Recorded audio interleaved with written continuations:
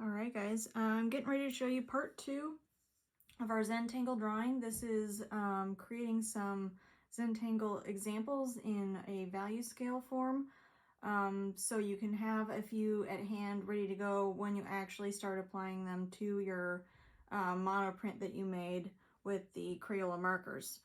So what I provided for you guys in your kits are a thin Sharpie and a thick Sharpie. I also gave you a ballpoint pen. You can use any of those. Some other types of brands of markers that you could use if you want to buy them on your own. These are one of the more top of the line markers, a little more expensive, the Micron pens. You can buy these individually or in a pack. And if you want to go more on the cheaper end and get some different varieties of other permanent markers, we got like the Papermate brand. I think there's Bic. Any of those work okay. The cheaper the marker, the ink tends to bleed more, so it'll run on your page a little bit more so than say the Sharpie or the Micron or anything else that's a little more expensive. Copic markers are also really good. Those are even more expensive, so you can spend as much as you want on ink, pens. It depends on what your budget is and if you really want to dive into that.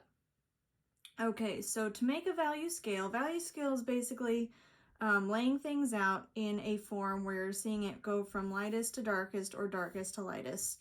And we're going to be doing that almost with everything that we do this year when we do our practices to prep us for whatever project we're working on, because we will be using values throughout the year. So because this project you're getting started with values, you only need to do 3. And you want to you're doing this in your sketchbook, and you want to lay out a few boxes to help you practice in. They don't have to look exactly like this. I'm doing this kind of at a weird angle, so these aren't perfect. You don't have to be perfect. These are practice. You're practicing some Zentangles that will exist in a value scale box. So how I'm going to do this is going to be the lightest. This is going to be middle, and this is going to be darker. Okay, so you could do a bigger value scale by adding more values in between, but I'm only going to require you guys to do at least 3 per Zentangle.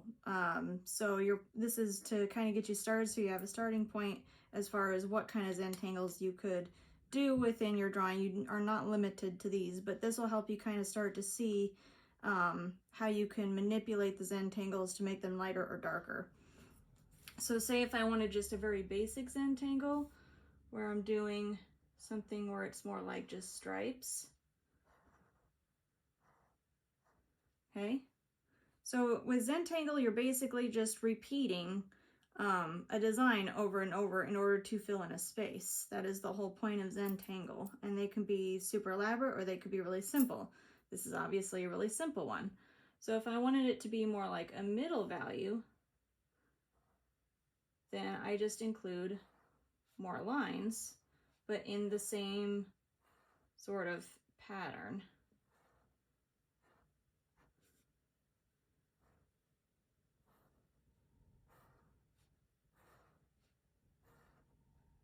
I'm just adding more till they get to more of a middle value.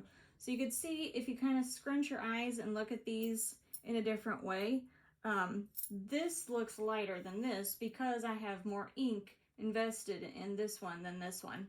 So then with the darker one, you do the same thing, but you add even more lines, or I could add thicker lines with my bigger Sharpie. And I could make these more uniform, I could be more exact, but since this is my practice, I'm not going to be super worried about that at the moment. I'm just getting an idea of what I want to use. So I'm going to throw some thicker lines in here, doing the same sort of pattern to make it look darker. I could have also done this pattern and maybe colored in some of the lines in between to make it look darker. But either way, this looks light, middle, and dark in doing the same sort of pattern with my Zentangle. So I'm going to show you some of these other pens so you can get an idea of what they look like. I think my thin Sharpie is starting to run out of ink a little bit anyway. So you could kind of change it up a bit, and you can do something that actually has more of a design element to it. Like if I wanted to do little flowers.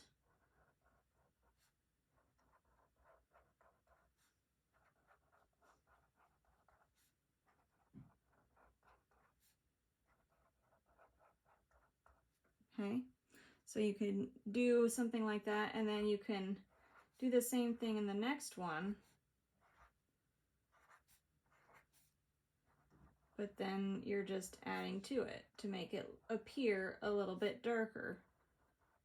The more ink you add, the higher or the darker the value it would be, especially when it comes to ink.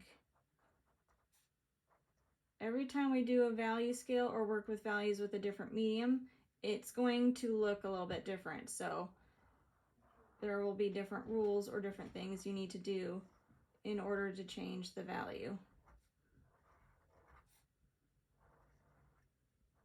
And you do not have to have a plan to start any of these Zentangles. You can kind of just go with the flow. And then for the next one, I'm going to do, again, the same thing.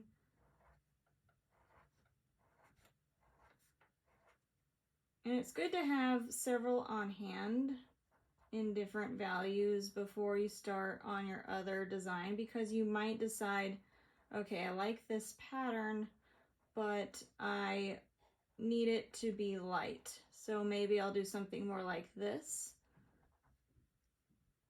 Or maybe you decide, okay, this area is really dark. Which Zentangle pattern would work best in this area? And then kind of look at all of your dark ideas, or you could start one from scratch. So with this one, I'm going to go back to my thicker Sharpie.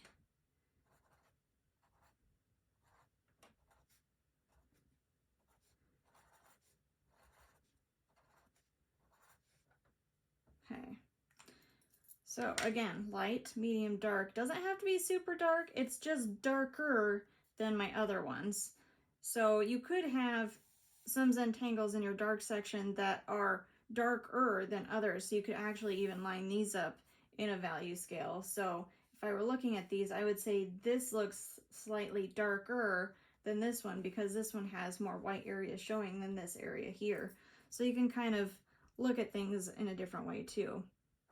So I'll show you what the micron pen kind of looks like if you ever want to get these. These are some of my favorite pens to use. I use these a lot in my own artwork. I'll show you kind of one more. Maybe I'll do the kind of a swirly line here. Oh, this guy's kind of running out of ink too. You can tell I've used these a lot.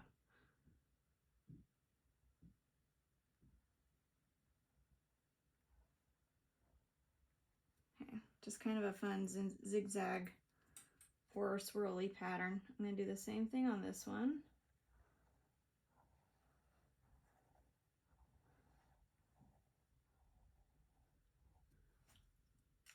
Then maybe I'll go back in with this one.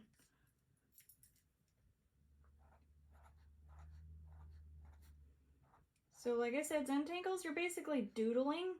You're doing some sort of continuous repetition of line shapes in order to create a design that fills in a space. Okay, there's my medium. Okay, now I'll do a dark version.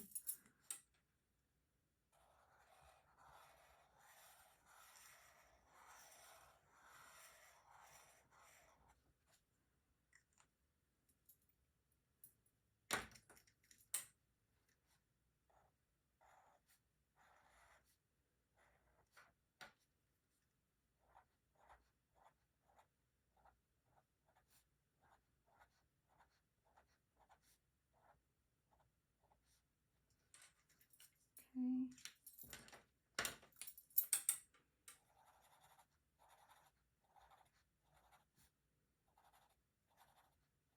So with this one, I thought, how can I make it darker, but still kind of keep the same overall design?